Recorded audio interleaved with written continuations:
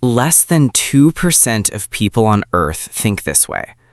If you've ever felt like you don't quite fit in, like you're watching the world from slightly outside it, stick around because by the end of this video, you'll know exactly why.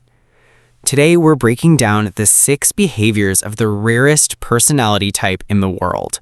And if you relate to even 4 of these, comment rare below because you are part of a very small club. We're talking about the INFJ, introverted, intuitive, feeling, judging.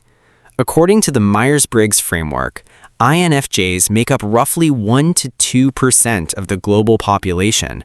That's rarer than being a doctor, rarer than being a professional athlete. Statistically, you're more likely to meet a redhead than an INFJ. But rarity isn't just a fun fact. It comes with a specific set of behaviors that set these people apart. Let's get into the 6. They read rooms before they read people. INFJs walk into a space and instantly sense the emotional temperature.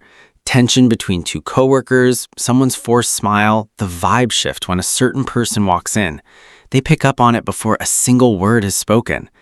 This isn't magic. It's a cognitive function called introverted intuition paired with extroverted feeling, basically a radar for unspoken emotional patterns.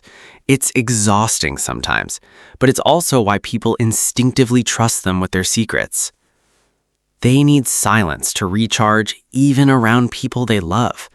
Here's the paradox. INFJs are deeply caring, deeply connected to others, and they will still leave a party early, cancel plans, or go quiet for a weekend. Not because they don't care, because their social battery drains fast, even during good conversations. If this is you, you've probably been called flaky or moody. You're not. You're just recharging the only way that actually works. Alone, in silence, away from everyone's emotional noise. They obsess over why, not what. Ask an INFJ what they did last weekend, and you'll get a short answer. Ask them why they believe what they believe, and you'll get a 40-minute conversation. They're wired for meaning. Small talk feels like static, but get them talking about purpose, ethics, or the deeper why behind a decision, and suddenly they're the most engaged person in the room. They set boundaries late, then all at once. This one's brutal.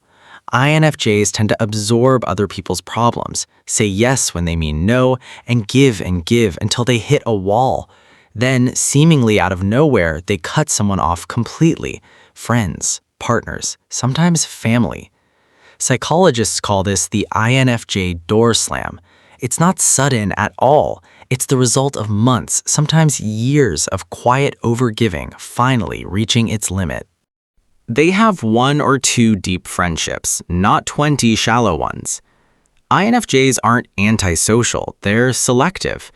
They'd rather have 1 friend they can talk to for 3 hours than a group chat with 50 people. Quality over quantity isn't a preference for them, it's a requirement for feeling actually understood. They feel everything a little too much. The world's problems, a stranger's bad day, a news story, or a friend's breakup land on an INFJ like it's happening to them personally. This deep empathy is a gift. It's also why so many INFJs describe feeling too much for the world around them, even when nobody said that out loud. So, how many of these hit home? If you nodded along to 4 or more, there's a real chance you're one of the rarest personality types on the planet. And if none of this applies to you, that's fine too.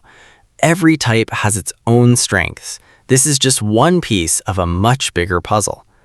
If this described you scarily well, drop a comment with your personality type. I want to see how many of you are hiding in this 2%.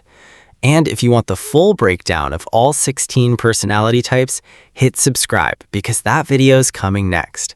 See you in the next one.